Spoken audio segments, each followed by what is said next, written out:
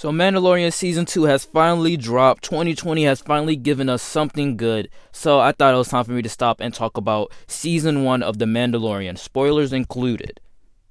Hey everyone, SW Nation here, and welcome back to a brand new Star Wars video here in the channel. I'd like to stop and talk about Mandalorian Season 2 Episode 1. I'm not going to review all of the episodes in Season 2. I might if you guys would like to see more of that. So without further ado, let's get into my spoiler review of Episode 1 of Season 2.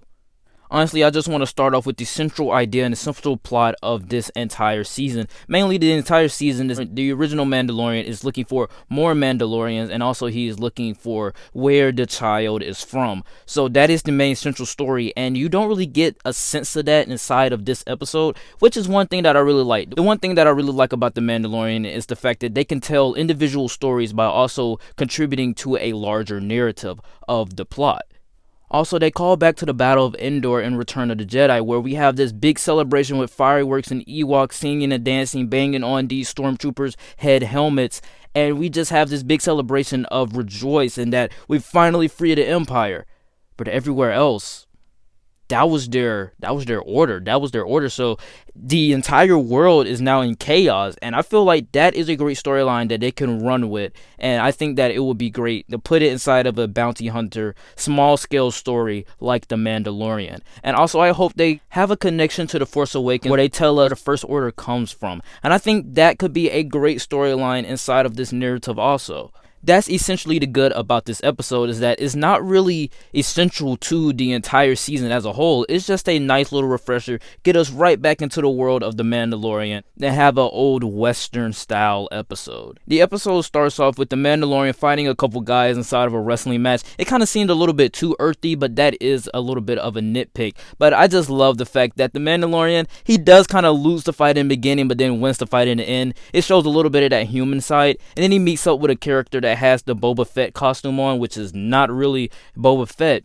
and they kind of team up to stop this giant dragon that's going underneath the sand inside of a village. He's trying to help the villagers out, and also they showed a little sneak peek of how Mandalorian has grown in linguistics. He says more different languages inside of this episode, so you get a feel that yes, this is more of a human side of the original Mandalorian. Whereas all my good things about this episode just comes back to the fact that we actually got something out of 2020. We actually got something pretty good, and The Mandalorian, I think that from this first episode, looking at it, I'm seeing that we're gonna have a great season. But I think that the main issue with this episode was that it just felt too familiar. Obviously, I love the fact that they have practical effects and mixed in with VFX effects that make it look like it's actually a real village. I also love the fact that The Mandalorian seems like a show that you can just have a larger narrative but also tell individual stories that contribute to that narrative. This episode is no different, and I'm sure that it's not going to connect to the larger narrative of the story since this is just the first episode,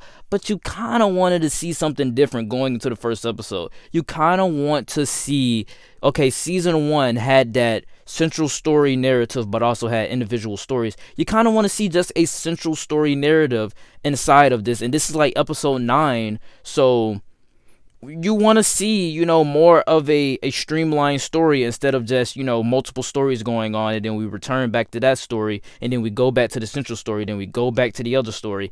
You kind of just don't want to see that. And also, going back to Tatooine, though it is more of a fan service gimmick, you still kind of wish that they didn't go back to Tatooine. You still kind of wish that this is a big world. Star Wars is a big world that they can just go explore, and they just keep going back to the in-between time of A New Hope and Revenge of the Sith or Return of the Jedi and Force Awakens. They just keep going in between those time periods instead of just branching out, going before these time periods, going before the Skywalkers, going after the Skywalkers, doing something different and branching out into the larger universe of Star Wars. You want to see them go to different places and meet different people. You don't want to see the same familiar places. And I felt like that's what this episode was. It was just like, okay, you guys, we just got Mandalorian back. Let's just take them on a familiar trip. That way, the rest of the season, we can just unravel everything that we've got. We can just unravel every new place that we got, new ideas, everything. But I just felt like in this episode, I hope that the rest of the season is not like this. I hope that the rest of the season is not like we're going on a familiar trip. We've seen these places before. We've seen these faces before. I just want to see them go in a new direction with Star Wars. I don't want to see them just keep going back to the same places like Tatooine. And I also want them to just go to different planets that we've never heard of or that we've never seen one. Just make up a planet. Like, just make up a planet and go to that one. It will be perfectly fine for the Mandalorian, since this is kind of a bounty hunter story. So at the end of the episode, the Mandalorian, he leaves with the child, and the camera pans over and we see a guy, a shadowy figure. At first, you can't really tell who it is, and then you get up close to him, it's like, oh, you know who it is. It's basically Jango Fett, the actor that played Jango Fett, but it's not Jango Fett since Jango Fett is dead. So I don't know how this is going to affect Mandalorian going forward, but I hope that they're going to find a way to kind of explain why is he here and what does he have to do with the Mandalorian. All in all, I think that the Mandalorian season 2 episode 1 was pretty cool. I honestly enjoyed it. I mean, just seeing Mandalorian again, that's always a crowd pleaser. But also just going back to Tatooine and just seeing a familiar place, trying to get back into the groove of Mandalorian again, I think that was the safest bet for them. But that's what this episode feels like. It feels like a safe bet. It's an individual story. It probably doesn't have to connect to the larger narrative of the entire season. So just put a small little central story inside of this season as the first episode. So I think that was the safest bet, and I'm pretty sure that the rest of the season is going to be a joyride. It's going to be better. They're going to have more twists. They're going to have more turns, and they're obviously going to take us to new worlds and new places. Hopefully.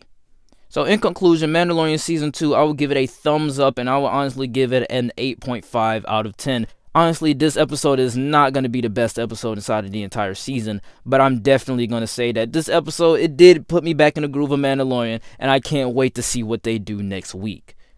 Alright guys, that was it for my episode review of The Mandalorian Season 2 Episode 1. I didn't want to make it a long video, so I want to just keep it short and just talk spoilers. So please, comment down below, spoilers on Mandalorian Season 2 Episode 1. You can do that. So like, comment, and subscribe. Comment down below, what did you think of The Mandalorian Season 2 Episode 1? And I will see you guys next time. Peace.